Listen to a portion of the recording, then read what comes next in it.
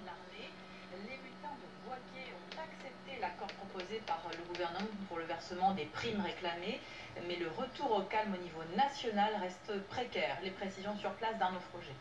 La fin du mouvement a été annoncée, vous le rappeliez, par un groupe de mutins à Bouaké qui disent être satisfait pour l'ensemble des 8400 soldats concernés au niveau national par cette mutinerie. Alors il faut traduire cela en langage économique, évidemment. Une première proposition leur a été faite, celle de leur verser 5 millions de francs CFA tout de suite, puis 2 millions supplémentaires fin juin. Une partie d'entre eux exigeait les 7 millions en un seul versement, d'un seul coup.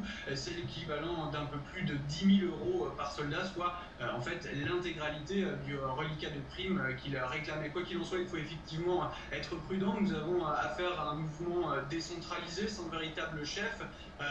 Il faudra donc évidemment surveiller que l'accord reçoit l'approbation dans l'ensemble des camps, dans l'ensemble des villes qui sont concernées par ce mouvement de mutinerie en Côte d'Ivoire. Et puis le fait pour le pouvoir d'être contraint une nouvelle fois de céder, d'acheter la paix en quelque sorte, en payant les soldats pour aiguiser de nouveaux appétits. C'est ce que nous avions constaté en mois de janvier, peut-être parmi les ex-soldats démobilisés qui réclament des primes, eux aussi, ou encore chez les fonctionnaires qui réclament depuis plusieurs mois des arriérés de salaire. Donc la fermeture de ce volet militaire, si vous voulez, pourrait aussi engendrer l'ouverture d'un volet qui concerne la grogne sociale en Côte d'Ivoire.